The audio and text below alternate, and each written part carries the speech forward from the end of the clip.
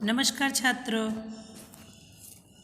अब हम सवाल बालमन के जवाब डॉक्टर कलाम के इकाई का अभ्यास सॉल्व करेंगे।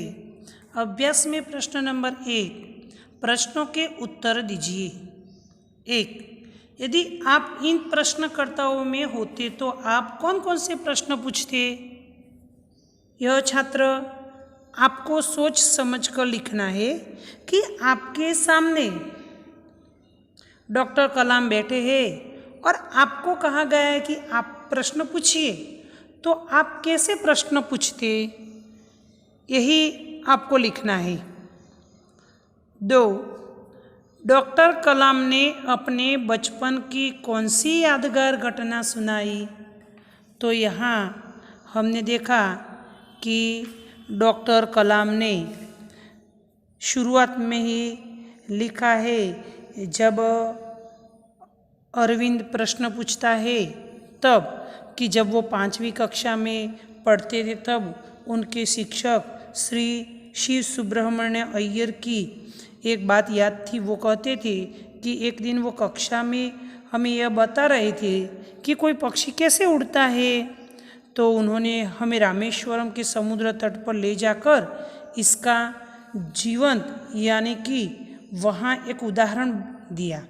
वह ऐसी यादगार घटना थी जो आज भी डॉक्टर कलाम के मन और दिमाग में हमेशा के लिए बैठ गई है।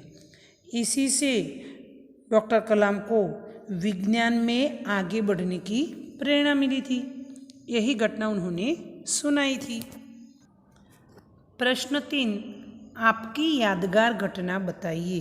तो यहाँ छात्र, आपके जीवन में कोई ऐसी घटना बनी हो जिसके कारण आपको कुछ सीखने के लिए मिला हो। जो घटना बनी हो वहाँ से आपने कुछ उपदेश प्राप्त किया हो, जो उपदेश तुम्हारे जीवन में उपयोगी हो, जिसके कारण तुम्हारा हृदय परिवर्तन हुआ हो, तुम में कोई ऐसा गुण आया हो जिसके कारण तुम्हारे माता पिता भी खुश हो गए हो। तो ऐसा कोई जो घटना या प्रसंग हो वही आपको लिखना है। 4, अपना लक्ष्य प्राप्त करने के लिए आप क्या क्या करते हैं। यहाँ भी छात्र आपको सोच समझ कर लिखना है कि आज हम देखते हैं कि जिन छात्रों को खड़े करते हैं कि आप क्या बनना चाहते हो, तो तुरंत ही छात्र बोल लेता है कि मैं डॉक्टर बनना चाहता हूँ, मैं इंजीनियर बनना चाहता हूँ। दूसरा कोई कुछ सोचता ही नहीं है। तो आज देखते हैं कि डॉक्टर और इंजीनियरों की भी कमी नहीं है। कमी है तो अच्छे वैज्ञानिकों की, क्योंकि अच्छे वैज्ञानिक बनकर हम देश का नाम भी रोशन कर सकते हैं और देश में कोई ऐसी नवी शोध लाएंगे जिसके कारण हमारा देश विकसित होगा, हमारे देश को भी फायदा होगा। तो यही हमारे जीवन का लक्ष्य रखना, और इसे पाने के लिए हमें पाठ्यक्रम के विज्ञान के पुस्तक है वो बड़े ध्यान से पढ़ेंगे और विज्ञान के प्रति अपनी रुचि जागृत करेंगे। पुस्तकालय में भी जाकर वहाँ भी विज्ञान के जो किताबें वो भी पढ़ेंगे। इसी प्रकार घर में बैठकर भी हम छोटे छोटे प्रयोग करेंगे। तो वैज्ञानिक बनने से हमारे देश को भी हम कुछ ऋण अदा कर सकते हैं। तो यहाँ छात्र, आपको जो बनना है, तुम्हारा जो लक्ष्य है, वो लक्ष्य आपने तय किया है, उनके बारे में आपको लिखना है। 5, किसी को मुसीबत में देखकर आप क्या करते हैं। तो किसी को मुसीबत में देखकर सबसे पहले तो हम उसकी मदद करते हैं और हमारे तन और मन से उसकी सहायता करने के लिए कभी पीछे नहीं हटते। उसे आर्थिक कोई ज़रूरत होती है, पैसे की ज़रूरत होती है, तो हम कहीं से भी इकट्ठित करके उन्हें देते हैं और अपने माता पिता से भी कुछ मांगने में भी कभी संकोच नहीं करते, दूसरों की मदद के लिए। और इसी प्रकार हम हमारे मित्र को भी मदद करते हैं। हमारे विद्यालय में भी कई बार ऐसे प्रसंग आते हैं कि हम निधि इकट्ठित करने के लिए सोसाइटी में भी घूमने के लिए जाते हैं। काकड़कुई कि वहाँ विद्यार्थी जो पढ़ रहे हैं उनके लिए खाना भेजने के लिए, उनकी फीस भरने के लिए हम यहाँ उंझा से ही पैसे इकट्ठित करके वहाँ रखते, तब वो पैसा लेने के लिए जाते, तब भी हम उत्साह में ही जाते हैं। तो हम कभी किसी को मुसीबत में देखकर हम कभी पीछे हट नहीं करते, हमेशा आगे ही रहते हैं और उत्साह से काम करते हैं।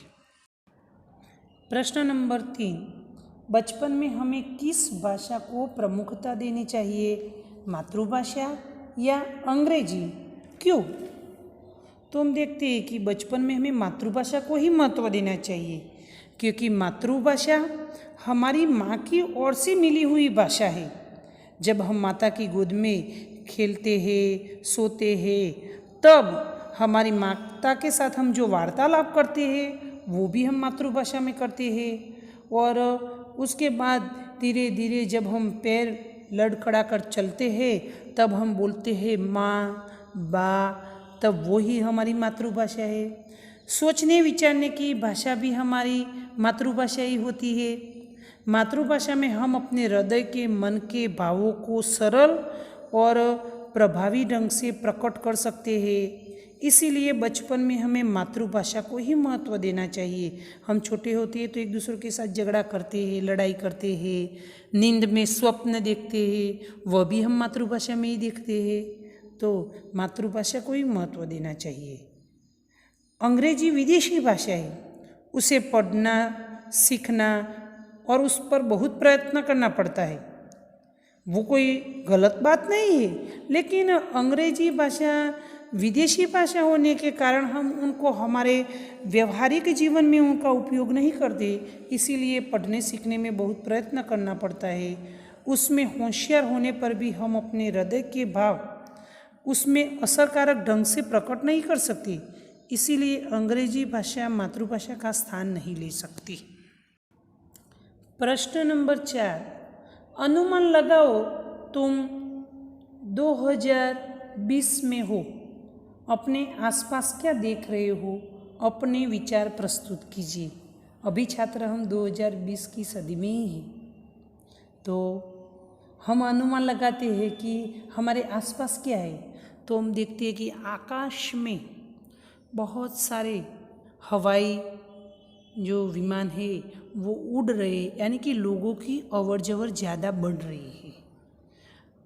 बाज़ार में देखते हैं तो नई नई तरीके से जो दुकानें हैं वो भी सजाई हुई है, लोगों की चहल पहल दिखाई दे रही है। गाँव में देखते हैं तो जो अज्ञान लोग दिखाई देते थे वहाँ भी पढ़ाई का काम, यानी कि लोग साक्षर बन गए हैं, लोग नौकरी धंधे व्यापार में बहुत मग्न हो गए हैं और कहीं ना कहीं रोजगारी के लिए लोग दौड़ भी रहे हैं और उनमें सफलता भी प्राप्त करते हैं और इसीलिए अच्छे आराम से चैन की नींद सो भी सकते हैं और अच्छी ज़िंदगी भी जी सकते हैं।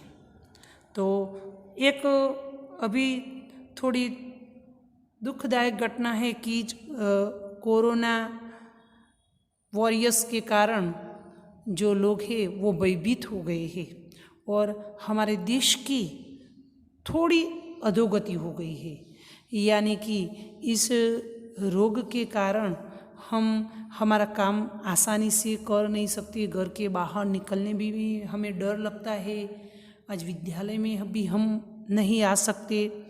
तो थोड़ी सी परेशानी हुई है, लेकिन वह भी कुछ समय में पूरी हो जाएगी, यानी कि कुछ समय में वह भी नाबूद हो जाएगा रोग और हम आराम से हमारी विद्यालय में पढ़ने के लिए आएंगे।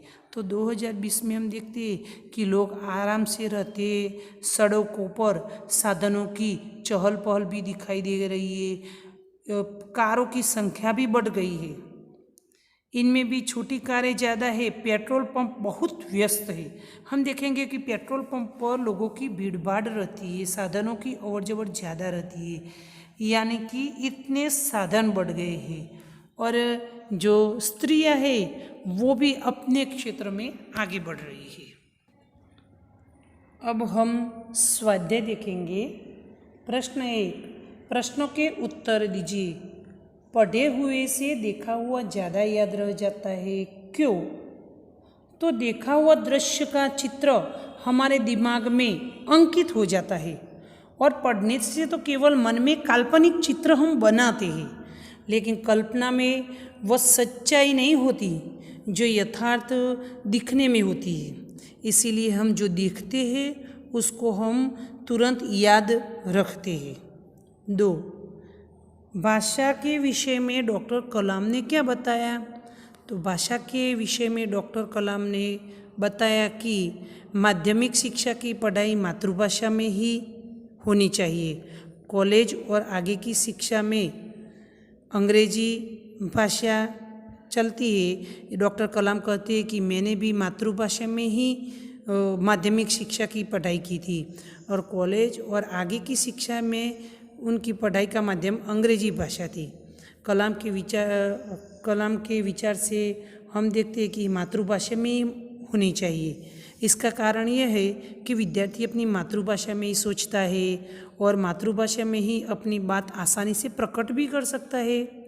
फिर भी विश्व के दूसरे देशों के संपर्क कायम करने के लिए हम अंग्रेजी का ज्ञान आवश्यक मानते हैं, उसमें भी कोई शंका नहीं है। 3. चिराग जैन ने डॉक्टर कलाम से क्या प्रश्न पूछा? यह छात्र आपको लिखना है। 4. राष्ट्र विकास में महिलाओं का क्या योगदान है? तो राष्ट्र विकास में हम देखते हैं कि महिलाएं बहुत आगे बढ़ गई है, पुरुषों के साथ साथ वो चलती है।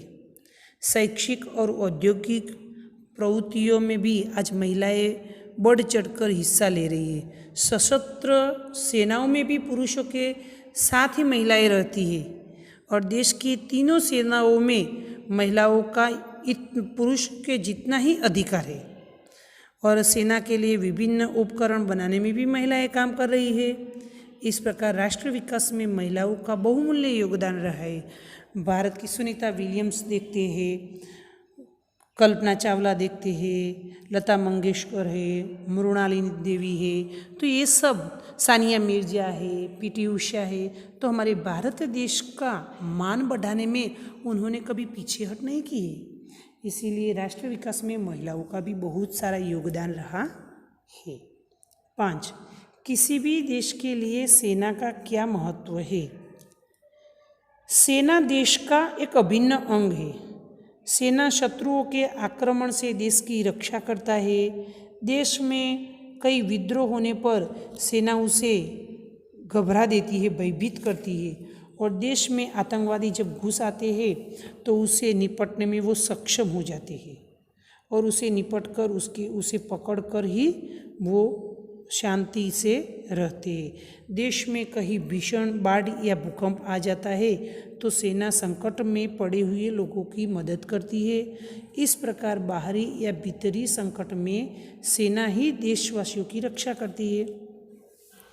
अब आपको मुहावरे का अर्थ देकर वाक्य में प्रयोग करना है। यह छात्र आपको अर्थ देकर वाक्य भी लिखना है। जी तोड़ मेहनत करना, तो बहुत मेहनत करना। मैं मेरा लक्ष्य प्राप्त करने के लिए जी तोड़कर मेहनत करूँगा। महारत हासिल करना, तो योग्यता प्राप्त करना। मैं मेरा लक्ष्य प्राप्त करने के लिए, महारत हासिल करने के लिए बहुत मेहनत करूँगा। मैं वैज्ञानिक की महारत हासिल करने के लिए बहुत मेहनत करूँगा। प्रश्न नंबर 3, रूपरेखा के आधार पर कहानी लिखिए। प्रश्न नंबर 3, रूपरेखा के आधार पर कहानी लिखिए। यह कहानी छात्र आपने कक्षा 7 में संस्कृत की किताब में पढ़ी है और आप वहाँ पढ़कर लिख कर आए हैं, तो आपको योग्य शीर्षक लिखकर, परिच्छेद पढ़कर और सीख लिखकर ये कहानी आपको अपने सोच समझकर हिंदी की कॉपी में लिखना है। प्रश्न नंबर 4, मातृभाषा में अनुवाद कीजिए। हमारे लिए संसार में सबसे अधिक मूल्यवान हमारा शरीर है। આપણા માટે સંસારમાં સૌથી વધારે મૂલ્યવાન આપણું શરીર છે। शरीर के द्वारा ही हम सभी काम करते हैं। शरीर द्वारा ज આપણે બધા काम કરીએ છીએ, इसीलिए शरीर का स्वस्थ रहना बहुत जरूरी है। માટે शरीर स्वस्थ रहे તે ખૂબ જ जरूरी છે। शरीर को स्वस्थ रखने के लिए व्यायाम करना आवश्यक है। शरीरને સ્વસ્થ રાખવા માટે कसरत करवी जरूरी છે। व्यायाम से शरीर मजबूत और सुडौल बनता है। कसरत करवाथी शरीर मजबूत अने सुडौल बने छे। अंग अंग में स्फूर्ति आती है। दरेक अंग में स्फूर्ति आवे छे। शरीर में आलस्य नहीं रहता, शरीर में आळस रहती नहीं।